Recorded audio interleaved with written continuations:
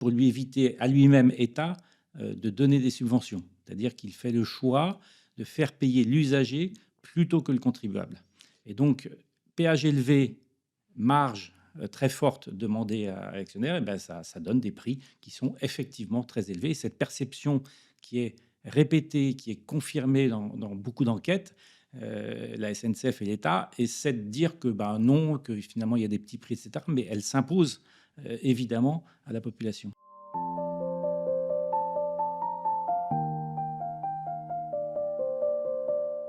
Quand on parle de sujets climatiques, et ça nous est tous arrivé de dire, de rencontrer des gens qui nous ont dit: «Ah ouais, moi je voulais partir en train en vacances, mais j'ai fait le calcul avec mes 2 enfants, et le couple qu'on représente, c'était exorbitant».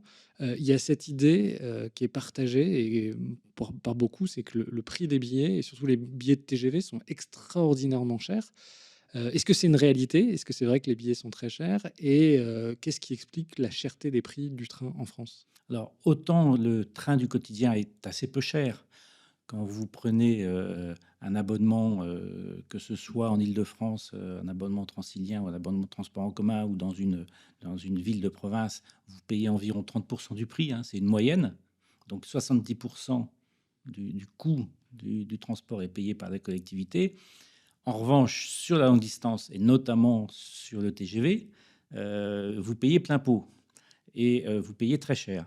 Là, pour le coup, la France a les prix les plus élevés et essentiellement et ça ne se discute pas quand on regarde les différentes statistiques selon les pays et ça s'explique par deux raisons. C'est un choix politique hein, qui est fait par l'État qui est l'actionnaire à 100% de la SNCF et qui a la haute main sur la politique des transports de notre pays. Premièrement, parce que les péages payés à SNCF Réseau, la partie de SNCF qui entretient le patrimoine et les voies, les péages sont les plus élevés d'Europe. Et deuxièmement, parce que l'État demande à la SNCF de faire beaucoup de dividendes sur son activité voyageur, et notamment l'activité TGV, pour que ces dividendes aillent aussi à réseau, en plus des péages, et pour lui éviter à lui-même, État, de donner des subventions. C'est-à-dire qu'il fait le choix de faire payer l'usager plutôt que le contribuable. Et donc, péage élevé, marge très forte demandée à l'actionnaire, et ben ça donne des prix qui sont effectivement très élevés. Et cette perception qui est répétée, qui est confirmée dans beaucoup d'enquêtes, la SNCF et l'État essaient de dire que ben non, que finalement il y a des petits prix, etc. Mais elle s'impose évidemment à la population. Ça veut dire concrètement, si je vous comprends bien, dans un monde où le climat se réchauffe et il faudrait économiser des tonnes de carbone, l'État, au lieu de subventionner, le transport longue distance pour permettre aux gens de partir en vacances, par exemple, fait plutôt l'inverse, c'est-à-dire qu'il économise de l'argent sur le réseau en faisant payer les usagers? Oui, c'est une politique qui n'est pas écologique. Alors, il y a une complexité, mais qui s'explique aussi par un certain nombre de choix qui ont été faits pendant les années 2010. C'est qu'il n'y a pas assez de rames pour absorber toute la demande. Les taux, ce qu'on appelle les taux d'occupation des rames TGV aujourd'hui, n'ont jamais été aussi élevés de toute l'histoire du TGV en France. On est au-delà des 85% en moyenne. Souvent, on est à 100% sur 30% des trains l'été, par exemple. C'est du jamais vu. Donc, c'est vraiment, il y a une saturation, il n'y a pas assez d'offres pour la demande et il n'y a pas assez de rames. Et donc, ça explique aussi que la machine à tarification élevée marche à plein parce que on s'arrache finalement les billets de train. Et donc, cette politique, j'allais dire un peu malthusienne des années 2010, elle donne aujourd'hui ces résultats dramatiques si on veut lutter contre le réchauffement et faire en sorte que les Français prennent plus de train. Français qui semblent un peu désorientés. On leur dit qu'il faut prendre le train parce que c'est bien pour la planète, c'est bien pour lutter contre le réchauffement climatique, mais ils ne trouvent pas de place bon marché et tout simplement pas de place quand ils ont envie de partir en week-end, en vacances, etc.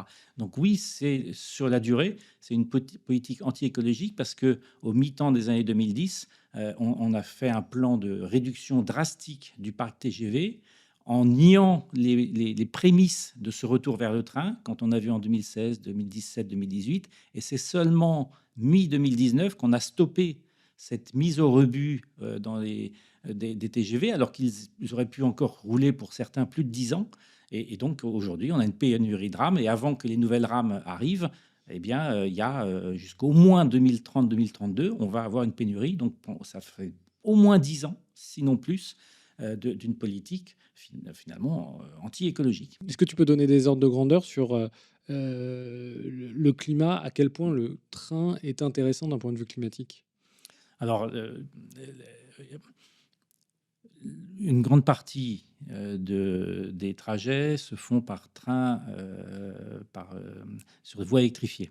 Donc ça, effectivement, à la consommation, c'est beaucoup plus écologique que le diesel. Mais il y a encore beaucoup de petites voies qui sont en diesel. Mais la part des circulations reste faible.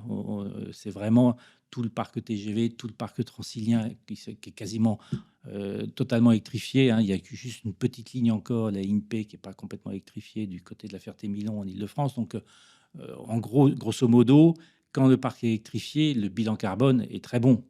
Alors certes, il faut aussi voir. C'est quoi? C'est de l'ordre de 50 fois moins que le Alors, même trajet en tout voiture? dépend si on affecte tout ce qui est lié à la construction des lignes nouvelles.